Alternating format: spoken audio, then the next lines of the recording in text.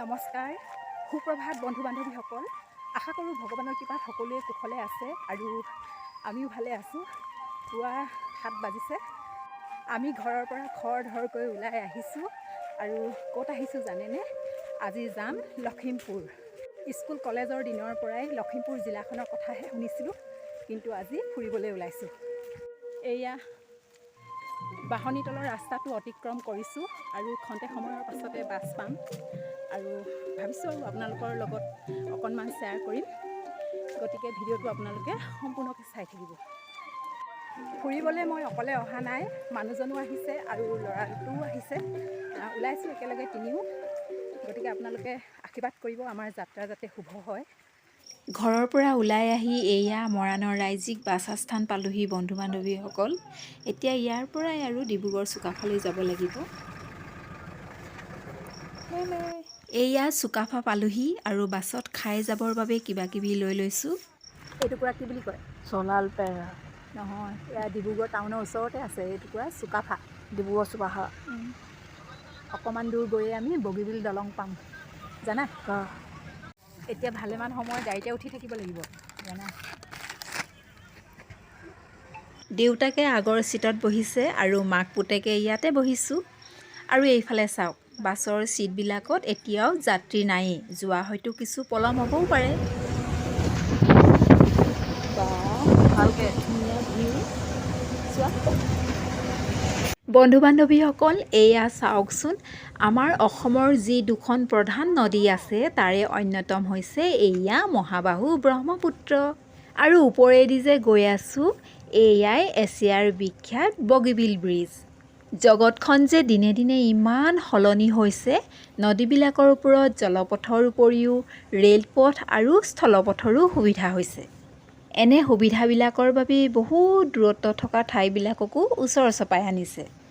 আৰু এটা কথা, যেতিয়া এই বগীবিল দলংখন আজিৰ পৰা প্ৰায় 5-6 বছৰৰ আগতে আমাৰ দেশৰ প্ৰধানমন্ত্ৰী মহোদয়ে প্ৰথম অ'পেনিং কৰিবলৈ আহিছিল, সেই সভালৈ কিন্তু ময়ো আহিছিলোঁ।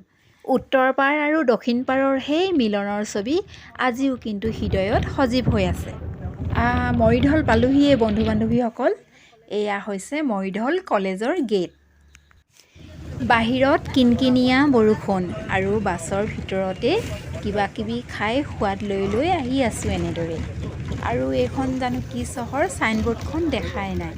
দেখিলেহে বুজি পাম, কাৰণ কৈছোঁৱেই প্ৰথমবাৰৰ বাবে আহিছোঁ।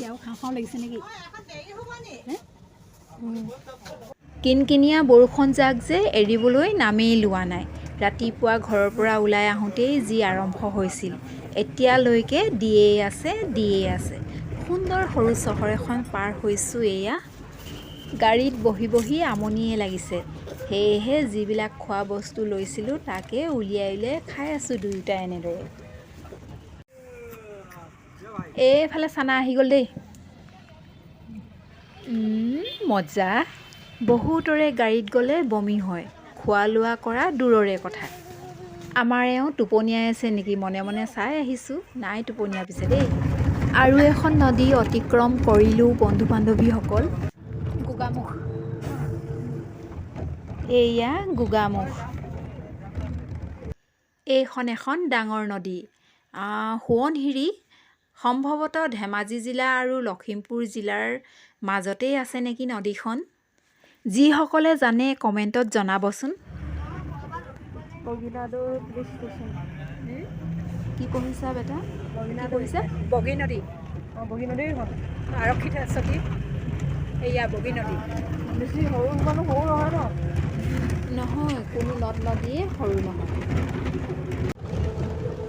বেটাই পূৰা টোপনি মাৰিছে। আহিয়ে আছোঁ।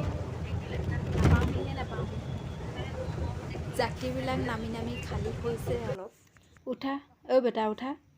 এয়া লখিমপুৰ টাউন পালোহি চোৱা। উঠা, আমি নামিবৰ হ'ল।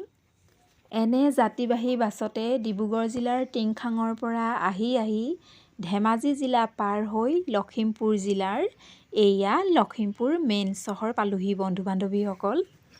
এতিয়া ইয়াত পুনৰ বাছ সলনি কৰি আমি নাৰায়ণপুৰলৈ যোৱা গাড়ীত উঠিব লাগিব।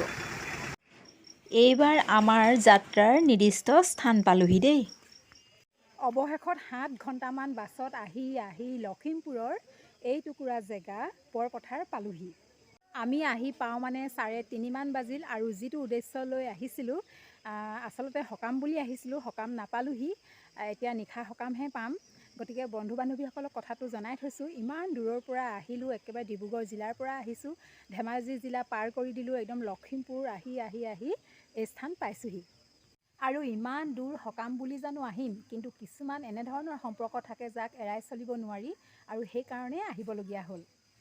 আচলতে লখিমপুৰ জিলাৰ বৰপথাৰ নামৰ ঠাইখনত থকা এই ঘৰখন হৈছে মোৰ জা এগৰাকীৰ ঘৰ।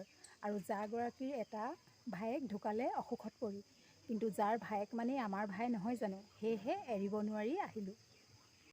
খুব বেয়াও লাগিছে, এদিনো আহি নোপোৱা ঘৰখনলৈ আজি সকাম বুলি আহিব লগা হ'ল। উপায়ো নাই, মানুহ এনেদৰেই আহি থাকিব গৈ থাকিব, কোনোবা আগ হ'ব কোনোবা পাছ হ'ব, মনুষ্যৰ সুঁতি এনেদৰেই আমি ৰক্ষা কৰি থাকিবই লাগিব। নতুন ঠাই এখন, নতুন ঘৰ এখন, নতুন পৰিৱেশ এটালৈ আহিছোঁ, ভালো লাগিছে আৰু সন্ধিয়াও নামি আহিছে। গতিকে আৰু ভিডিঅ' কিনো কৰি থাকিম, আজি ইমানতে সামৰি দিওঁ বুলিয়েই ভাবিছোঁ। গতিকে সকলোৱে কুশলে থাকক আৰু ভিডিঅ'টি সম্পূৰ্ণকৈ চাব আৰু মৰম দিব বুলিও আশা কৰিছোঁ। সকলোৱে সুস্থ থাকক তাৰ কামনাৰে, বাই বাই।